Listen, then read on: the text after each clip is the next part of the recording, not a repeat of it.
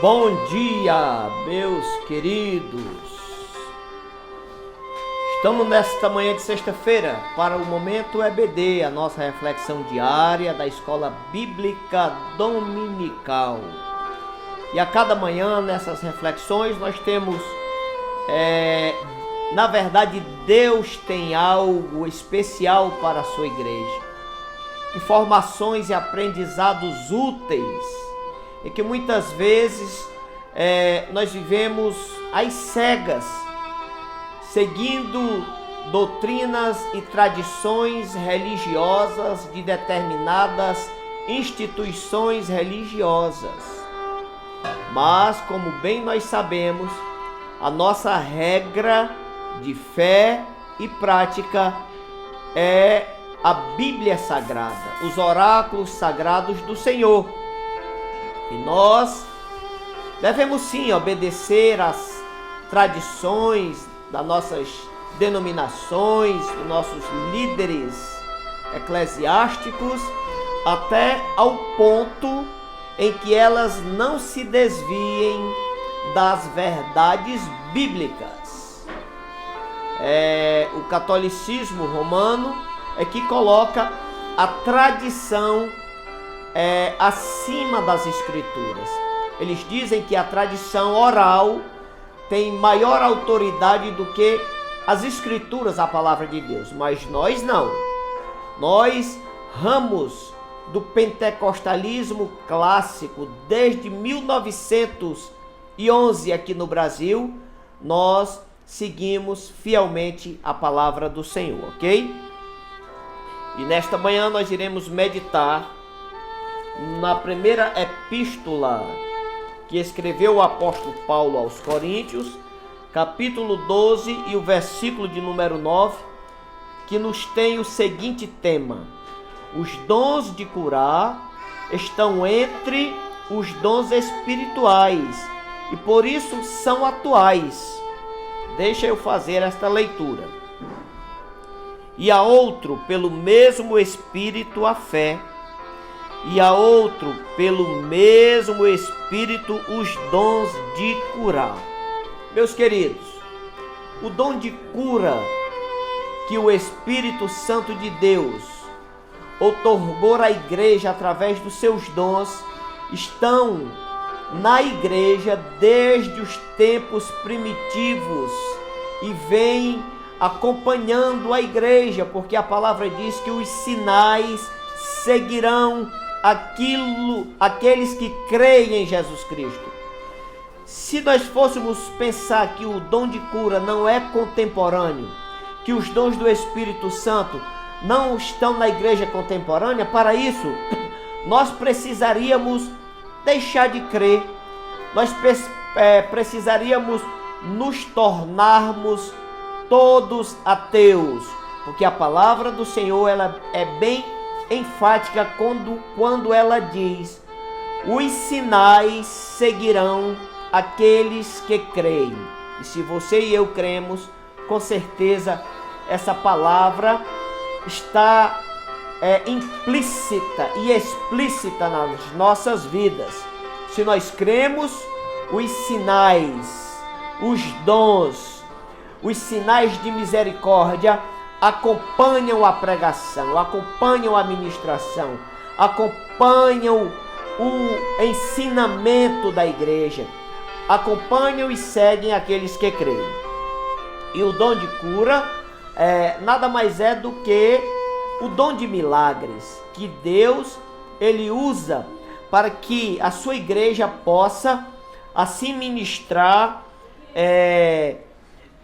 nos ensinar a chegada, anunciar a chegada do reino de Deus. Deixa eu fazer ainda outra leitura que está no livro de Atos. No livro de Atos, capítulo 8, os versículos 7 e 8, que nos diz o seguinte: e as multidões unanimemente prestavam atenção ao que Filipe dizia, porque ouviam e viam os sinais que ele fazia, pois que os espíritos imundos saíam de muitos que os tinham. clamando em alta voz. E muitos paralíticos e coxos eram curados. E havia grande alegria naquela cidade. Meus queridos, a alegria daqueles que estão vivendo a plenitude do Espírito, daqueles que estão vivendo o fervor espiritual, daqueles que são cheios do Espírito Santo. Quando através da pregação, o versículo de Atos aqui ainda enfatiza claramente: e as multidões unanimemente prestavam atenção ao que Filipe dizia, ouviam os ensinamentos e viam os atos de misericórdia que acompanhavam os ensinamentos. E eu quero dizer para a igreja do Senhor neste dia que os dons de misericórdia, os dons do Espírito Santo, ainda assim continuam seguindo aqueles que creem, continuam seguindo os ensinamentos, a pregação, a ministração da palavra do Senhor, ok? Muito bem, meus queridos. O apóstolo Paulo, ele lista em suas epístolas aproximadamente 5 listas de dons espirituais.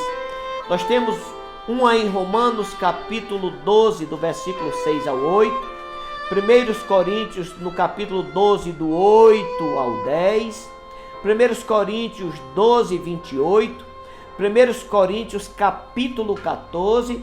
E na epístola aos Efésios no capítulo 4, dos versículos 11 ao 13.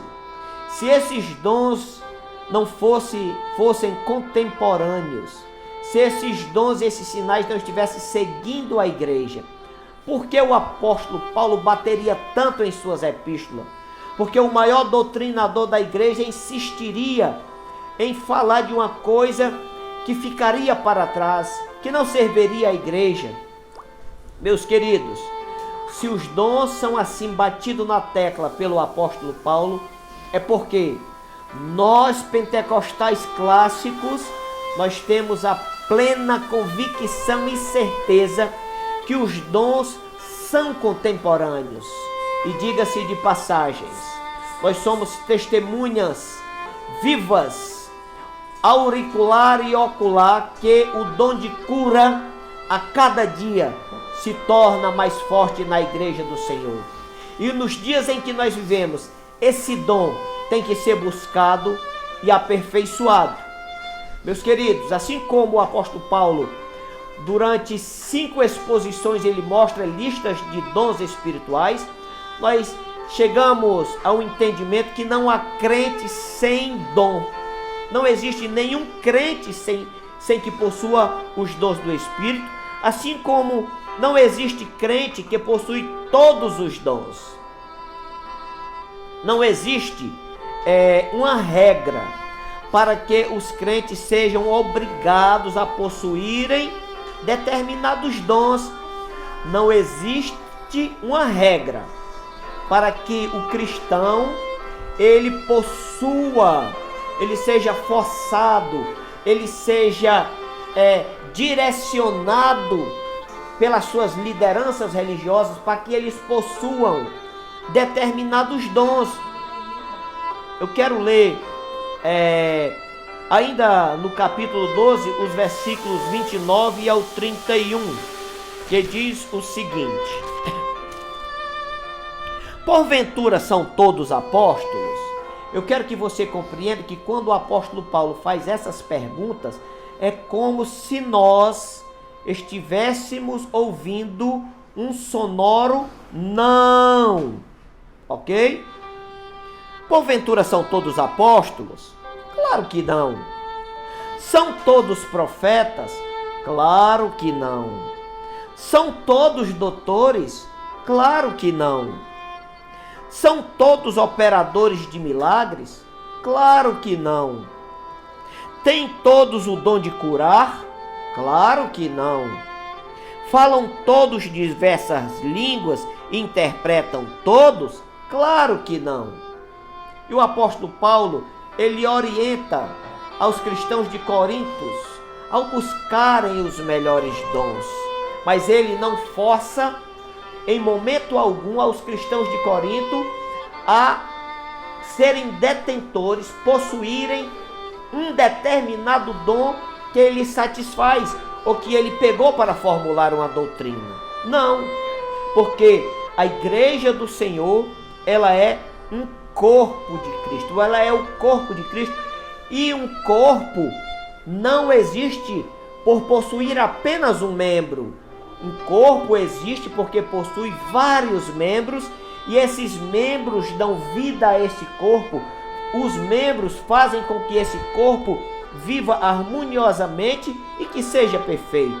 Assim a igreja do Senhor, se a igreja do Senhor ela é um corpo, não se faz necessário que toda a igreja fossem profeta, que toda a igreja fossem doutores, que toda a igreja fosse operadores de milagres, que todos os membros dessa igreja falassem na mesma língua. Onde ficariam os outros dons, meus queridos? Os dons são distribuídos adequadamente pelo Espírito Santo do Senhor, de acordo com a necessidade que esse Espírito vê e olha para a igreja. Uma distribuição onde o Espírito Santo não deixa excesso pelos dons e nem deixa carência. É Ele que distribui os dons. Está escrito no versículo 11 do mesmo capítulo 12, onde diz o seguinte: mas um só e o mesmo Espírito opera todas essas coisas, repartindo particularmente a cada um como quer. O Espírito Santo do Senhor é quem reparte os dons. Ele é que sabe qual é o dom que a sua igreja precisa. O Espírito Santo é quem sabe qual é o dom que você poderá usar e ser capacitado nesse dom. O Espírito Santo é que sabe se você vai exercer, se você precisa do dom de cura, se você precisa do dom de milagres, se você precisa do dom de profecia, se você precisa do dom de discernimento, se você precisa do dom de falar em línguas estranhas, se você precisa do dom de interpretação. Meus queridos, é só ler a Bíblia com atenção e cautela e tomar cuidado para não forçar a Bíblia a dizer o que ela não diz, ok? Os crentes, aí existe aquela pergunta, meus amados, existe uma pergunta que vive a perturbar os cristãos. Irmão Carlinhos, e os crentes que não são batizados no Espírito Santo? Esses crentes possuem algum dom, irmão Carlinhos? Porque a minha igreja, desde pequeno eu aprendi que só possuem dons aqueles crentes que são batizados no Espírito Santo. E eu vivo triste na minha igreja porque eu não sou batizado no Espírito Santo. E segundo a tradição da minha igreja, esses crentes que não são batizados não possuem nenhum dom. E de certa forma estão neutros na igreja. Ou são crentes de segunda categoria. Ou são crentes que não contribuem no reino dos céus. É dessa forma? De forma alguma, meus queridos. De forma alguma. Deus, ele deu dons a todos os homens. A Bíblia diz que Jesus Cristo, ao ser assunto ao céu, ele deu dons aos homens. Mas vamos tirar a dúvida na palavra. Vamos para o capítulo 9 do Evangelho de Lucas, que diz o seguinte, o primeiro e o segundo versículo: e convocando os seus 12 discípulos, deu-lhes virtude e poder sobre todos os demônios e para curarem enfermidades. E enviou-os a pregar o reino de Deus e a curar aos enfermos. Essa passagem bíblica encontra-se no Evangelho de Lucas, capítulo 9, os 2 primeiros versículos, quando Jesus Cristo convoca os 12 e dá autoridade para pregar com ousadia, para expulsar demônios, para curarem os enfermos. Ei, irmãos, se você prestar atenção na palavra, nessa época ainda não tinha acontecido a efusão do Espírito no capítulo 2 de Atos dos Apóstolos. E Jesus deu autoridade aos seus discípulos em vários dons miraculosos, para que eles fossem, pregassem o evangelho com ousadia, expulsassem demônio e curassem aos enfermos. Eu pergunto a você nesta manhã, quem foi que te chamou? Quem foi que te comissionou? Foi Jesus Cristo que te chamou? Pois se o Senhor te chamou, Ele também te capacitou, irmão. Existem pelo menos 4 visões sobre os dons. Existem, a primeira visão em que nós temos biblicamente dos dons são os ignorantes, aqueles que não conhecem nada sobre os dons. Por isso Paulo orienta aos coríntios. Havia pessoas na igreja de Corintos, pessoas ignorantes, que não conheciam nada a respeito dos dons.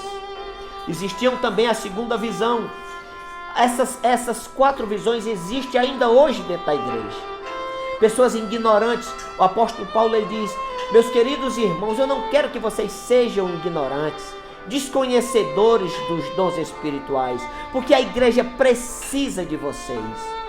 A segunda visão é os medrosos, pessoas que têm medo dos dons, pessoas que têm medo de se exporem, pessoas que têm medo dos excessos, pessoas que têm medo dos extremos.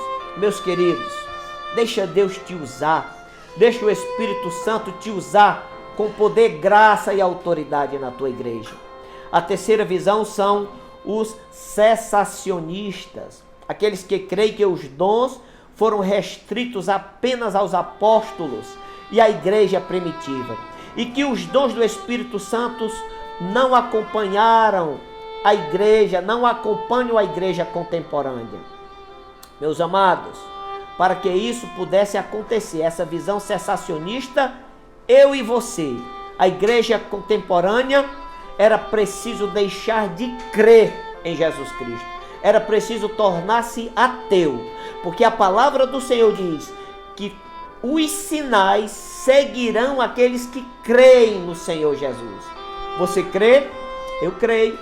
E creio que os dons são contemporâneos e os dons estão conosco. A quarta visão são os continuistas, que somos nós. São aqueles que creem na contemporaneidade dos dons. E nós cremos, somos testemunhas, empiricamente nós podemos falar que nós cremos na atualidade dos dons. E o dom de cura, mais do que nunca, é necessário nos últimos dias para a igreja do Senhor. Eu quero fazer uma oração ainda por você, por nós dessa manhã, porque o tema da lição de domingo é: o Senhor Jesus cura sim. E eu quero, assim como ontem, apresentar as nossas causas.